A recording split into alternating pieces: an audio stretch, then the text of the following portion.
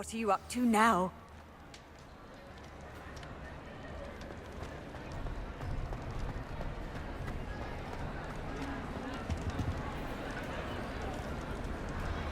I have been meaning to speak with you.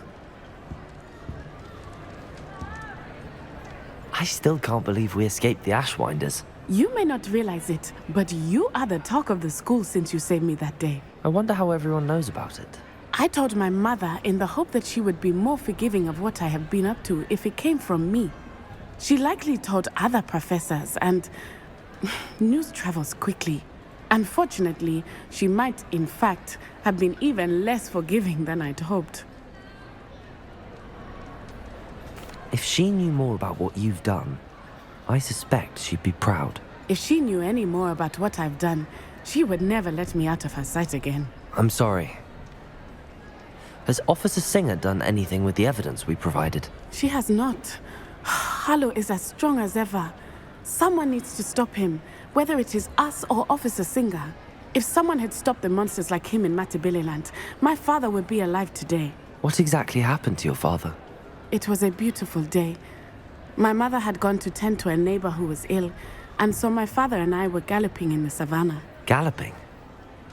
Your father was also an animagus, I take it? He could become the most majestic giraffe, and he would carry me on his back, my arms around his neck.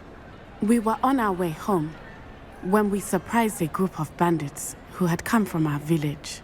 One of them saw me just as he removed a scarf from his face. He shouted and then aimed his rifle. He didn't want you to identify him. Exactly. In an instant, my father bowed his neck to protect me and was hit. As he fell, my father changed back into his human form. When the bandits saw this, they turned and ran in fear. Magic terrified them, and then he was gone. And it was all my fault. Your fault? How so? He died protecting me. If I had been capable of protecting myself, he would still be alive today. My mother and I tried to go on without him, but it became too much for us there. A few years later, we left to come to Scotland. Do you think taking down the Ashwinders will avenge your father's death? No. Vengeance is not what drives me. My father would not want that. He and my mother raised me to believe that it is a privilege to be able to fight for those who cannot.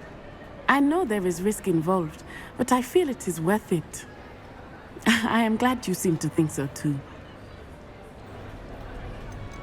What does your mother think about all of this? Well, as you saw, she worries a great deal.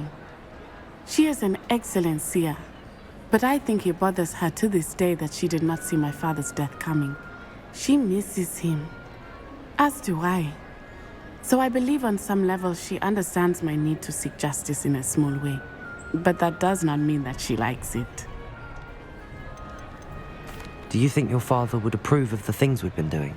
Oh my, that is a good question. In theory, yes.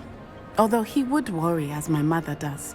But I think he, of all people, would understand my persistence. My father never shied away from a fight for good, no matter how ruthless the foe. And I think he would have enjoyed knowing that I had a compatriot like you. I'm sorry, Natty.